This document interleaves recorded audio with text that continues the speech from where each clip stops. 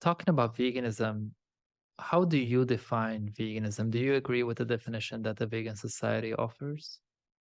Oh, I don't like it too much, although it kind of covers everything in a fairly moderate sense. I always go back to the people who started the vegan social movement, and I always also have the caveat that I'm not saying that these are the first people to either eat plant-based or to care about other animals, but they were, as far as we know, the first people to come together to actually deliberately make a social movement.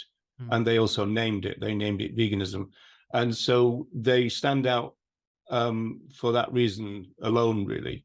Um, so I go back to some of the things that they said. For example, that it's about the opposition to the exploitation of sentient life. That was said in 1945. So it was an expansive, justice-based idea, and I think the way to get your head around that, if you like, is to remember when it was formed. It was formed in the last years of the so-called Second World War, right? And so this global conflict was still happening. And so they saw veganism as part of the peace movement. They saw it as part of nonviolence. They even used phrases like peace aims. And so I summarize it really as a justice for all movement. They thought that veganism was part of the moral evolution of humanity. They thought that see, another thing we've really got to do, even my generation who wasn't in the war, and certainly yours, Seb, is the fact that they lived through two world wars, these people. And Donald Watson said it was an absolute shattering experience. He was a conscientious objector. He refused to fight.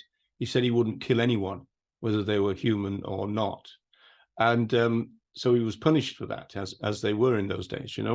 But it was right there. They were learning about the Holocaust. Still yet to find out about Hiroshima and Nagasaki, ironically, but they were learning about things like the Holocaust, and this news for them right there on the spot, you know, happening right there, was a real shock to them.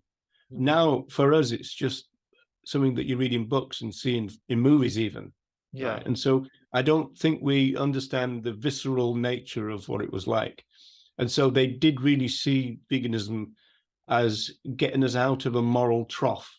All right. And they said time and time again, I mean, Watson said that veganism was the only movement that can save humanity. They made massive claims like that. Kathleen Janaway, one of the pioneers, she said that if we can solve the problem of veganism, it will solve the problem of poverty and war. That they thought about veganism as a really massive idea, Yeah. and a lot of that has gone now from the movement. That this kind of huge kind of idea that if vegan values came in, it would be absolutely amazing world. Watson said that if the vegan ideal came in, Mm. it would be the biggest peaceful revolution in the history of humanity. Yeah. That's the kind of claims they made about it.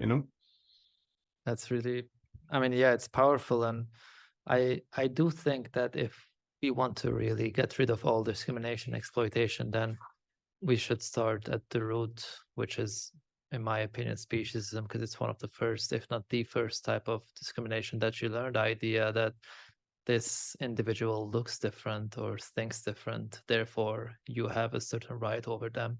I mean, that's the Yes. basis of discrimination. Yeah, I agree with that.